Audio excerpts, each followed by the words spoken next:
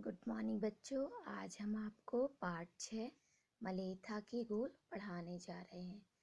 तो बच्चों, मलेथा एक गांव है और गोल यानी पानी की नाली।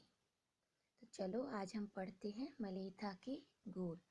तो बच्चों देखिए, मध्य गढ़वाल की घाटियों में एक गांव था जिसका नाम था मलेथा। इसके प्राकृतिक सुषमा देखते ही बनती थी। सुषमा का मतलब है इसकी प्राकृतिक सुंदरता देखते ही बनती थी। मलेथा के दक्षिण पश्चिम की ओर पहाड़ की एक श्रृंखला अलकनंदा नदी तक चली गई है और दूसरी ओर एक पहाड़ी नदी चंद्रभागा तीव्र वेग से बहती हुई अलकनंदा में मिल जाती है। लेकिन वहाँ पर यह एक विचित्र बात थी कि दोनों नदियों के रहने पर भी मलेथा गांव की सिंचाई का कोई साधन नहीं था, क्योंकि इन नदियों और गांव के बीच पहाड़ खड़े थे। पानी के अभाव से सारे खेत बंजर पड़े थे। गांव के किसान हाथ पर हाथ धरे बैठे रहते, पर इसका कोई उपाय न कर पाते। पहाड़ के उस पार से गांव में पानी लाने का कोई साधन न था। मलेथा गांव में एक उत्साही युवक था। उस युवक का नाम माधो सिंह था।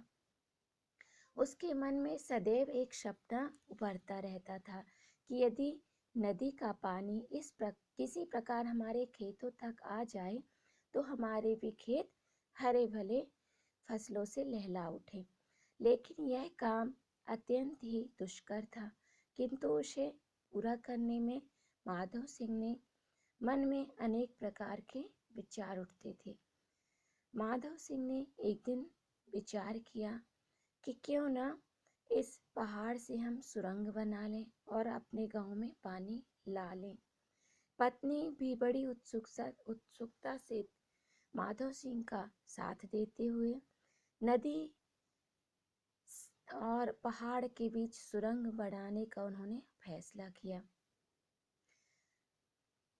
दोनों लोग उस विशाल पहाड़ को काटकर सुरंग बनाने का फैसला करते हैं और वो खुद भी सोचते हैं कि यह कार्य करना असंभव है, लेकिन उन्होंने कहा करके देखते हैं।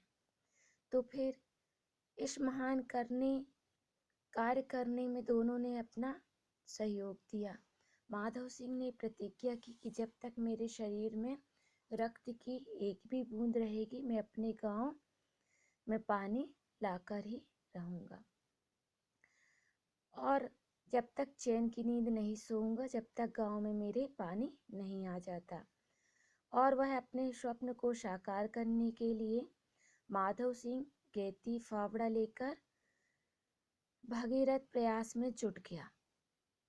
यह कार्य तो अत्यंत दुष्कर था ही, लेकिन उसको विश्वास था कि उसका सपना अवश्य पूरा होगा। जब गांव के सूखे खेतों को देखता तो उसका निश्चय और भी दृढ़ हो जाता था।